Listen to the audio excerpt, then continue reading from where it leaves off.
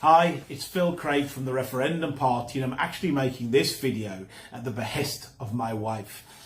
Many of you will have seen that there's been a petition doing the rounds calling for me to be deported from South Africa. I found the whole thing somewhat amusing. My wife said, look, you need to talk to people because a lot of your friends are concerned, and we have indeed sort of had many supporters reaching out and saying, what must we do? Must we? And the answer, of course, is just we must do nothing.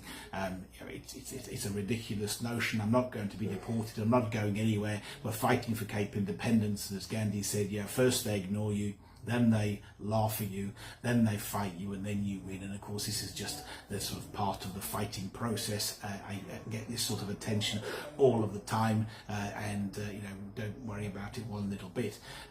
And actually, it's probably worth just touching in here. So now at this number, I think the somewhere around 26 or 27,000 votes so far. Just to put that into context, when we signed up and sent a petition to Alan Winde calling for a referendum on Cape independence, just in a week or so, we had 30,000 signatures. There's 840,000 people signed up with Cape Exit, saying they support Cape independence. And our polling shows that the numbers of people in the Western Cape who support Cape are well over 1 million. So really not really yet too concerned about somebody who's decided to play the ball and to not play the man. And of course, what they're demonstrating is what I could have told you in the start, that there's a lot of people who are opposed to Cape independence. And of course, that's exactly right. We're in a democracy. People are entitled to their views. We're entitled to our view, that Cape independence is in the best interest of the Western Cape people. Other people are entitled to their view, which is perhaps that it's not. And of course, that's exactly why the Referendum Party exists. We're calling for a referendum on Cape independence where all the people of the Western Cape are democratically consulted and asked what it is that they want.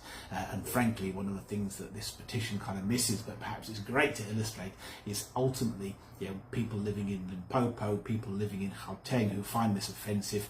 Obviously we have some sympathy, and we don't willy-nilly want to upset or offend people, but ultimately it's none of their business.